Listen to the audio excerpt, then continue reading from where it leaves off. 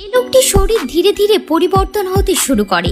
কিছুক্ষণ পর তার শরীর থেকে মাংসপেশি গায়েব হয়ে যায়, এমনকি তার কঙ্কালও অদৃশ্য হয়ে যায়। সব বিজ্ঞানীরা তাদের এই এক্সপেরিমেন্ট নিয়ে অনেক খুশি ছিল, কিন্তু তারা এটা কল্পনাও করতে পারেনি যে তাদের সাথে ভয়ানক কিছু হতে চলেছে। সেদিন রাতে এই মহিলাটি গায়েব হয়ে যাওয়া লোকটির উপর নজর রাখার জন্য ল্যাবেই থেকে যায়। মেয়েটি ঘুমিয়ে যায় এবং গায়েব হয়ে যাওয়া লোকটি এটির সুযোগ নিয়ে মেয়েটির কাপড় খুলতে শুরু করে। সিনেমার শুরুতে বিজ্ঞানী সেবাস্টিনকে দেখানো হয়, যিনি 4 বছরের চেষ্টায় এমন একটি ওষুধ তৈরি করেছেন যার সাহায্যে তিনি যে কোনো মানুষ বা পশুকে উধাও করে দিতে পারেন। তবে তিনি এমন ওষুধ বানাতে পারেননি যার সাহায্যে উধাও হওয়া প্রাণীকে পুনরায় ফিরিয়ে আনতে পারবেন।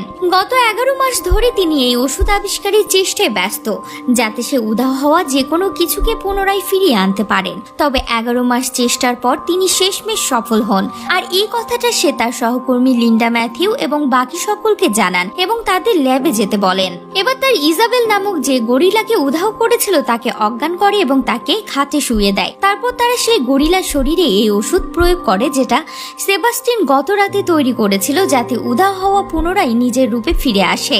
যখন সেই ওষুধ গরিলাকে দেওয়া হয় তখন গরিলার প্রচন্ড কষ্ট হয় এবং হার্টবিট বেড়ে যায়। সকলের মনে হয় গরিলা হয়তো বাঁচবে না, কিন্তু তারা তাকে কারেন্ট শক দেয়। তারপর ধীরে ধীরে গরিলার শরীর দৃশ্যমান হতে শুরু করে। এটা দেখে সব বিজ্ঞানীরা অনেক খুশি হয়।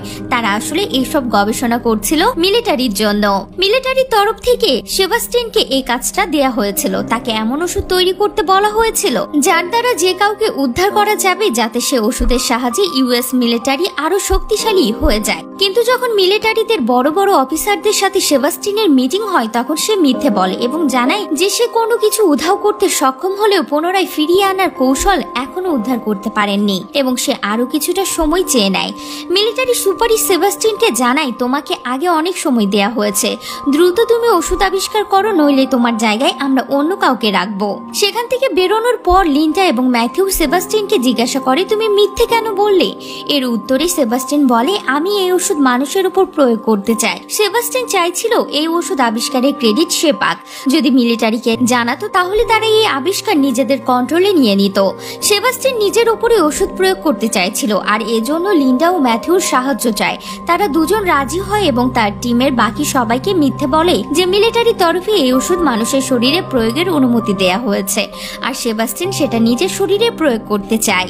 লিন্ডা আর ম্যাথিউ তার মিথ্যাকে সমর্থন করে। এরপর সে তার শরীরে উধাও হয়ে যাওয়া ওষুধ প্রয়োগ করে। সে প্রচন্ড যন্ত্রণা পেয়ে উধাও হয়ে যায়, কিন্তু উধাও হওয়ার এই প্রক্রিয়ার ফলে সে অজ্ঞান হয়ে যায়, আর তার জ্ঞান ফিরতে 17 ঘন্টা সময় লাগে। যখন তার জ্ঞান ফিরে তখন সে কিছুতেই আলো সহ্য করতে পারে না। ঘরের সমস্ত আলো তাকে বন্ধ করতে হয়। সেবাস্টিয়ানের শরীর স্বাভাবিক থাকলেও তার টিমের বাকি মহিলা সদস্যরা তার কাছে যেত না, কারণ সেবাস্টিনের চরিত্র ভালো ছিল না। এজন্য মেয়েরা তার আশেপাশে যেতে চাইতো না। সেবাস্টিন উধাও হওয়ার পর 3 দিন অতিক্রান্ত হয়ে গিয়েছিল। এবার তাকে দৃশ্যমান করার সময় চলে এসেছে। এরপর তার শরীরের এই ওষুধ প্রয়োগ করা হয়, যার দ্বারা পুনরায় তাকে দেখা যাবে। যখন তার শরীরে ওষুধ প্রয়োগ করা হয় তখন সেবাস্টিন প্রচন্ড যন্ত্রণা হয়, আর এই জন্য যে দৃশ্যমান হতে পারে না, তবে সে মৃত্যুর মুখ থেকে বেঁচে যায়। এরপর সেবাস্টিনের জন্য একটা মাস্ক তৈরি করা হয় যাতে সবাই তাকে দেখতে পায়। সে উধাও হওয়ার পর এভাবে 10 দিন অতিক্রান্ত হয়ে যায়। সেবাস্টিন আর উধাও হয়ে যাওয়া এবং দৃশ্যমান না হতে পারে বিরক্ত হয়ে গিয়েছিল, কারণ সে ঠিক মতো ঘুমোতে পারতো না। এজন্য সে ম্যাথিউর সাথে ঝগড়া করে এবং তাকে বলে যে গত 10 দিনে তুমি আমাকে যত ইঞ্জেকশন ফুটিয়েছো তার কষ্ট শুধুমাত্র আমি জানি। সেবাস্টিনের মাথার অবস্থা আরো খারাপ হয়ে যাচ্ছিল, কারণ 10 দিন ধরে একই ঘরে বন্দী ছিল সে, তাই সে এখান থেকে বেরোতে চাইছিল। একদিন সেবাস্টিন ল্যাব থেকে বেরিয়ে নিজের বাড়িতে চলে যায়। যখন সে বাড়ি আসে তখন সে তার প্রতিবেশীকে স্নান করতে দেখে। আসলে সেবাস্টিনের দীর্ঘ সময় ধরে মেয়েটির প্রতি নজর ছিল। এজন্য সেবাস্টিন তার মাস্ক খুলে এবং সে মেয়েটির দরজায় বেল বাজায়। তখন মেয়েটি দরজা খোলে, তখন কাউকে দেখতে পায় না, কারণ সেবাস্টিন অদৃশ্য ছিল। আর সেই সুযোগে সেবাস্টিন ঘরে ঢুকে যায় এবং ভেতরে ঢুকে সে মেয়েটিকে খুব খারাপভাবে রেপ করে। এরই মধ্যে লিন্ডা সেবাস্টিনের বাড়িতে আসে। এসে দেখে সেবাস্টিনের মাস্ক খুলে রাখা আছে। এটা দেখে লিন্ডা ভীষণ ভয় পেয়ে যায় এবং ল্যাবে চলে আসে। তারপর তারা সবাই আলোচনা করে যে যতক্ষণ সেবাস্টিন উধাও থাকবে ততক্ষণ তাদের সবার জন্য ভয়ের বিষয়, কারণ সে মাস্ক ছাড়া ঘুরতে হচ্ছে। তখন সেখানে সেবাস্টিন চলে আসে এবং লিন্ডা তাকে বলে, আজকের পরে যদি তুমি এমন করো তাহলে আমি মিলিটারির সবাইকে এক্সপেরিমেন্টের কথা জানিয়ে দেব। আর তারা সবাই সিদ্ধান্ত নেয় 24 ঘন্টা ক্যামেরার সাহায্যে সেবাস্টিনের উপর নজর রাখবে। সেবাস্টিন বুঝতে পেরে যায় যে ক্যামেরার সাহায্যে তার উপর নজর রাখা হচ্ছে আর সে ল্যাব থেকে বের হতে পারবে না। সেজন্য সে কারিকুরির মাধ্যমে ক্যামেরার রেকর্ডিং চালিয়ে রাখে, যা দেখে মনে হয় সেবাস্টিন সেখানে আছে। এরপর সেবাস্টিন বেরিয়ে লিন্ডার বাড়িতে যায় এবং যেখানে সে দেখে লিন্ডা এবং ম্যাথিউর মধ্যে গভীর একটা সম্পর্ক রয়েছে, যা দেখে প্রচন্ড রাগ হয়। কারণ লিন্ডা তার প্রাক্তন প্রেমিকা ছিল আর রাগের মাথায় সে লিন্ডার বাড়ির জানলার কাঁচ ভেঙে দেয়। লিন্ডা বাইরে দেখে যে কেউ নেই। লিন্ডার সন্দেহ হয় এটি সেবাস্টিনের কাজ। এরপর ল্যাবে ফোন করে জানতে পারে যে সেবাস্টিন ল্যাবে আছে, কারণ ল্যাবে থাকা ব্যক্তি সেবাস্টিনের ক্যামেরার কারিকুরির কথা জানতো না। যখন সেবাস্টিন ল্যাবে আসে তখন সে প্রচন্ড রেগে যায় এবং সেখানে একটা কুকুরকে মেরে ফেলে। পরের দিন যখন পশুদের ডাক্তার সব পশুকে খাবার খাওয়াতে আসে তখন দেখে সেখানে একটা কুকুর মরে পড়ে আছে। সেবাস্টিনকে এ ব্যাপারে জিজ্ঞাসা করে, কিন্তু সে বলে যে এই সম্পর্কে কিছুই জানে না। ভিডিও রেকর্ডিং চেক করে ওই ডাক্তার কিছুই জানতে পারে না। রাতে সেবাস্টিন লিন্ডার বাড়িতে যায় এবং লিন্ডার সন্দেহ হয় যে এখানে কেউ আছে আর সে দ্রুত ল্যাবে আসে এবং সেখানে সে দেখতে পায় যে সেবাস্টিন তাদেরকে বোকা বানিয়েছে এবং তাই সে সিদ্ধান্ত নেয় এই পুরো ঘটনা প্রজেক্ট হেডকে সে জানাবে। এবার ম্যাথিউ এবং লিন্ডা ডক্টর ক্রেমার কাছে যায় এবং সবকিছু জানিয়ে দেয়। এটা শোনার পর ডক্টর ক্রেমার রেগে যান এবং ম্যাথিউ এবং তাকে এই প্রজেক্ট থেকে বের করে দেয়। তারা সেখান থেকে বেরিয়ে যাওয়ার পর ডক্টর ক্রেমা এই কথা সবাইকে বলতে যাবে, ঠিক তখনই সেবাস্টিন সেখানে পৌঁছে প্রজেক্টের হেডকে সুইমিং পুলে ডুবিয়ে মেরে দেয়। পরের দিন সকালে সেবাস্টিন ল্যাবে চলে আসে। সেখানে লিন্ডা এবং ম্যাথিউ ডক্টর ক্রেমার ফোনের অপেক্ষা করছিল, কারণ তাদের একটা মিটিং ছিল। তবে দীর্ঘক্ষণ ডক্টর ক্রেমারের ফোন না আসায় লিন্ডা তার কাছে ফোন করে এবং জানতে পারে সে জলে ডুবে মারা গিয়েছে। এরপর লিন্ডা সিদ্ধান্ত নেয় যে এই প্রজেক্টের কথা সবাইকে জানিয়ে দেবে। তারা সবাই সেখান থেকে বেরোনোর চেষ্টা করে কিন্তু কোনো দরজা খোলে না।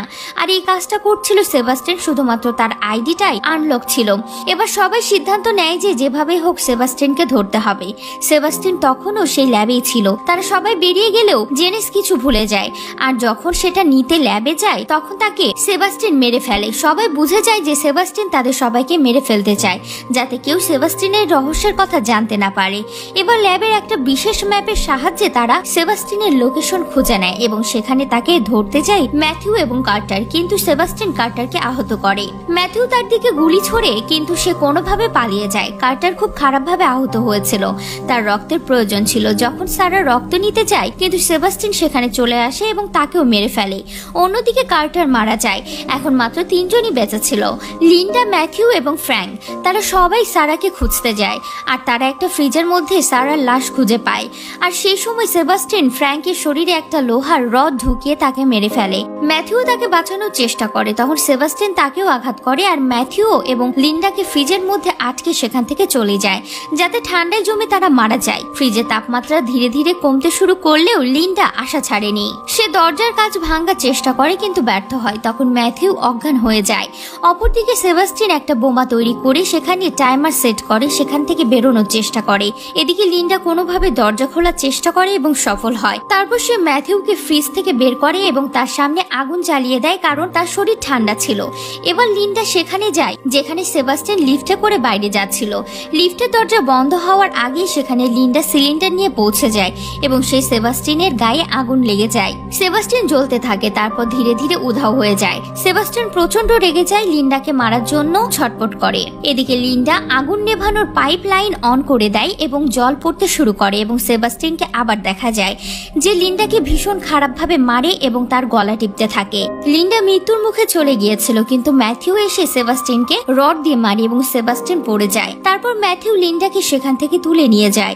সেবাস্টিন তখন রড তুলে ম্যাথিউকে মারতে যায় কিন্তু ম্যাথিউ বুঝতে পেরে সেবাস্টিনকে ধাক্কা দিয়ে দেয় এবং সেবাস্টিন এক হাতের রডে কারেন্ট লেগে যায় এবং সে কারেন্টে ঝলসে যায়। এরপর সেবাস্টিন অজ্ঞান হয়ে সেখানে পড়ে যায়। এরপর তারা সেখানে যায় যেখানে সেবাস্টিন বম লাগিয়েছিল, কিন্তু তারা বুঝে যায় যে বিস্ফোরণ আটকানো সম্ভব নয়, তাই তারা সেখান থেকে বেরোনোর চেষ্টা করে।